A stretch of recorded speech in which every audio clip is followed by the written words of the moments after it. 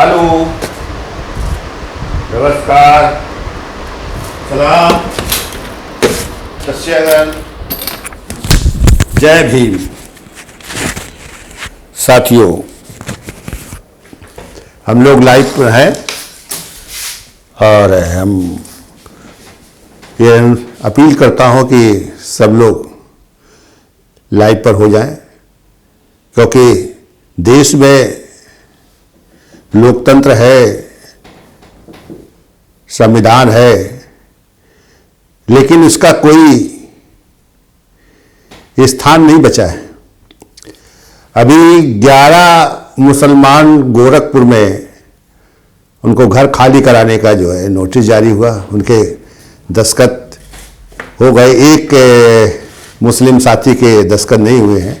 उनकी करीब 70 वर्ष उम्र है और उन्होंने बताया कि 125 साल से करीब यहाँ मैं रह रहा हूँ।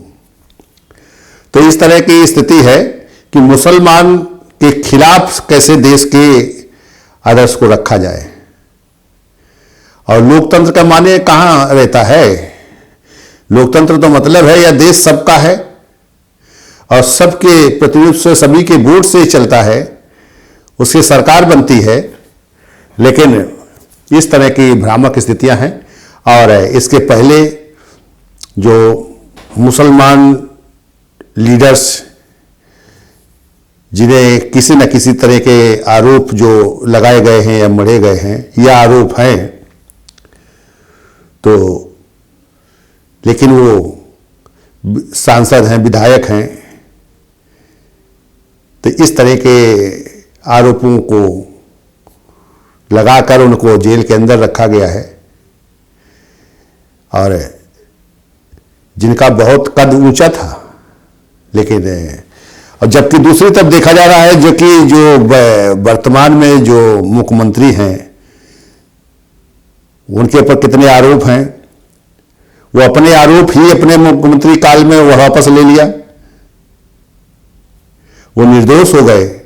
और जितने और लोग हैं उनकी छोटी सी गलती जो है बड़ी गलती के रूप में माना जा रहा है। तो और इस देश में वो जो मुसलमान समाज है या वो धर्म के लोग हैं, उनको भी एक इस पर चिंतन करना चाहिए। और इस देश के तमाम जो अल्पसंख्यक के लोग हैं, जो बारी बारी से सबके साथ इस तरह भेदभाव किया जाता है, और इसी तरह से देश के जो जातियों में बटे हुए अनुसूचित जाति के लोग हैं या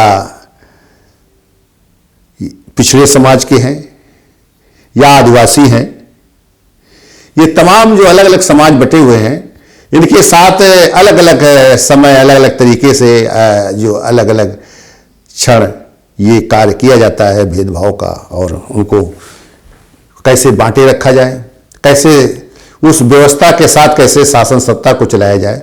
वो व्यवस्था ये है कि सभी को अधिकार से वंचित करना है, सभी को शिक्षा से वंचित करना है।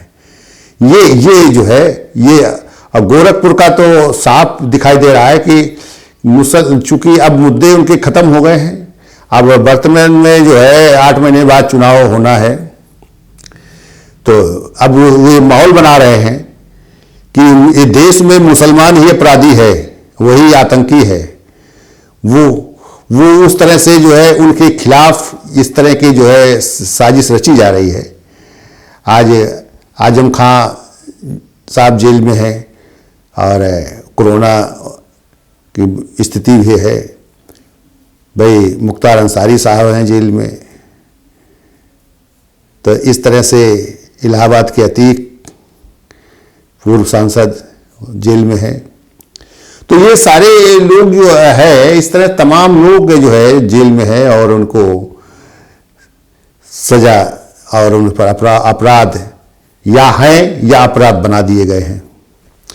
तो इस तरह के लोगों को तो ये दिखाया जा रहा है। जैसे अभी 11 लोग जो गोरखपुर से जो है वो निकाले गए हैं, गोरखधाम के पास रहते थे तो उनको हटाया गया है।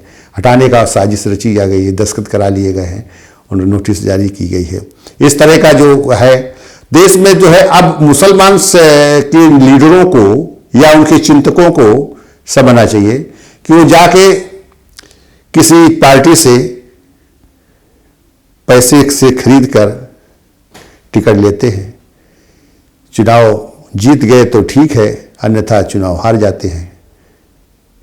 ये प्रक्रिया चल रही है, लेकिन ये कभी नहीं कर रहे हैं कि मान लो हम अपने समाज को या जो प्रताड़ित समाज है उनके लिए कैसे हम एक धार बनाएं या उनको इकट्ठा करें और उनको काम के आधार पर आगे बढ़ाने का काम करें, जिससे कि ये देश में एक नई पहल शुरू हो कि आज अगर यह देश प्रतिनिधित्व से चलता है तो फिर प्रतिनिधित्व तो हर स्तर पर लागू होना चाहिए, तभी ये विकृतियां समाप्त होंगी।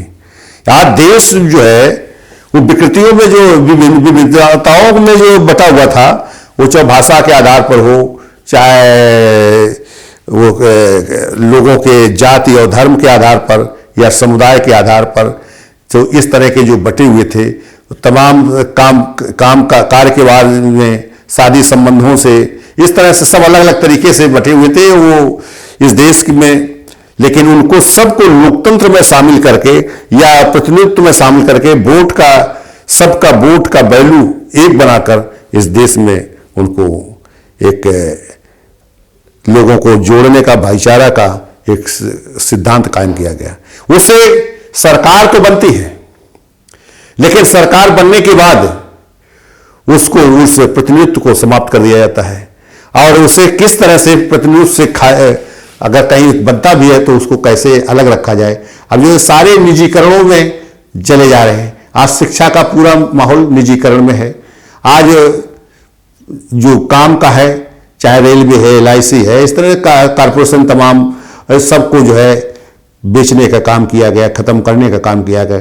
जबकि इस देश में कानून ये होना चाहिए कि जो सरकारें बनती हैं उसको कितना अच्छा कर सकती हैं और उसे बेचने के लिए उसे नहीं होना चाहिए अधिकार, क्योंकि वो 5 साल के आते हैं तो इसका मतलब ये बेचने के लिए थोड़ी है कि किसी भाई रोजगार के संसाधन को खत्म कर दिया जाए। इस तरह से जो काम हो रहा है और इस देश के हर समुदाय के लोगों को चिंतन करना होगा और अपनी स्थिति वहां सुनिश्चित होनी चाहिए। अगर काम कर रहे हो तो काम के बारे में आपका स्थान भी सुनिश्चित होना चाहिए। आप किसी के पार्टी के साथ काम कर रहे हो, पार्टी में आपकी कोई आधार नहीं। आप जैसे अभी लालजी वर्मा और राजभर 2 लीडर बहुजन समाज पार्टी से निकाले गए, जबकि इतना उन्होंने काम किया है, बहुजन समाज के लीडर हैं, बड़े लीडरों में हैं, लेकिन फिर भी एकाधिकार होने के नाते या उस श्रेष्ठता को यहां भी स्वीकार किया गया, यहां भी श्रेष्ठता है, अर्थात उस मनवादी व्यवस्था इन पार्टियों के अंदर भी है, तो वो एक झटके उनको निकाल दिया गया। अब जो 19 विधायक जीते थे, आज पेपर में था कि 7 विधायक बचे हैं। तो ये तो बहुजन समाज पार्टी का हाल है, बहुजन समाज का नेतृत्व का हाल है कि उसको तो जोड़ना चाहिए और अगर कोई गलती अगर हुई है तो उसको कैसे बैठ के समाधान किया जाना चाहिए, या कि नेतृत्व को थोड़ी अलग बांटना चाहिए। अगर उसमें कहीं कमी आई है तो उसको ठीक करना चाहिए, ये नेता का कर्तव्य होना चाहिए। और नेता इस तरह से करता रहेगा तो समाज कहाँ बनेगा। अब दूसरा नेता आएगा, अब समाज टूटता रहेगा। समाज का नेता जो आता है तो वो पैसे के उस पर आता है, पैसे से खरीदता है, लोकतंत्र को पैसे से खरीदा जा रहा है। भाजपा जो काम कर रही है तो कर ही रही है, लेकिन यहां जो अन्य पार्टियां हैं उनमें भी वही खेल हो रहा है कि लोग जब पैसे के बल पर आएगा तो वो या तो बहुत बड़ा भ्रष्टाचारी या माफिया और या पूंजीपति इन्हीं में से होगा। और पूंजीपति भी जो देश में वर्तमान में होते हैं तो वो भी कहीं ना कहीं उन खामियों से जुड़े होते हैं और जिससे कि कहीं ना कहीं उन पर भी धब्बा होता है माफिया का, भ्रष्टाचार का। तो इसी से वो पैसा इस तरह का खर्चा करके वो अपने राजनीति में अपनी शक्ति बनाना चाहते हैं, तो उसे ये लोग रखते हैं। तो विदेश में चाहते हैं न्याय, तो कैसे लागू होगा।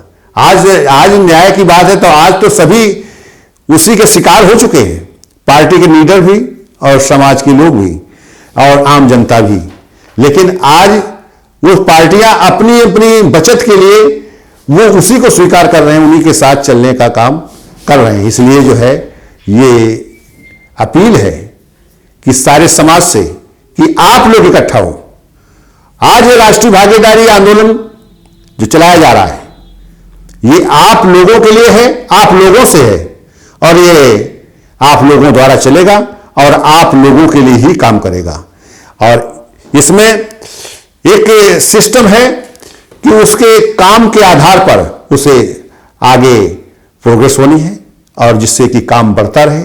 उसे इसमें व्यापार का भी लाभ मिलेगा, इसमें समाज का भी लाभ मिलेगा, समाज के नेता भी बनेंगे और राजनीतिक भी फायदा होगा। क्योंकि राजनीति ये नहीं है, लेकिन राजनीतिक पार्टियां और दूसरी होंगी, उनका ये साथ देगा और ये लोग जाके वहां से चुनाव लड़ेंगे। क्योंकि जो भागीदारी को चलाने का या उस सिस्टम को बनाए रखने का पार्टी विश्वास करेगी, विश्वास देगी, तो फिर उसी के साथ ये कारवां चलेगा और उसकी ताकत बनेगी, जिससे कि देश में हर व्यक्ति को काम मिले, हर व्यक्ति रोजगार से जुड़े, हर व्यक्ति को न्याय मिले, हर व्यक्ति को शिक्षा का साधन मिले, वो भी कम पैसे में या बिना पैसे में। और दूसरा जो बीमारी है, जो इलाज उसका हो सके, इस तरह से तमाम जो फायदे वाली चीज है। और हर इस समुदाय के लोग वो करना शुरू कर दिए हैं। जैसे कोई बीमार है, उससे मिलने जाते हैं तो उसमें अपना जीभ से सहयोग करना, जिस तरह शादी विवाह में जाते हैं तो जिस तरह से सहयोग देते हैं, उसी तरह से यहां भी सहयोग की स्थिति पैदा की जाती है। अगर ये सिद्धांत चला लिया इस देश के लोग, तो फिर इस देश में वो विकृत सामाजिक व्यवस्था का अंत होगा, सामाजिक व्यवस्था का उदय होगा और हर व्यक्ति के चेहरे पर मुस्कान होगी। हर व्यक्ति को काम के आधार पर उसे आगे बढ़ने का मौका मिलेगा, हर स्तर पर, चाहे वो राजनीतिक स्तर हो, चाहे सामाजिक स्तर हो, चाहे व्यापार का स्तर हो। तो उसमें हर इसका जोड़कर, समन्वय बनाकर ये काम किया जा रहा है।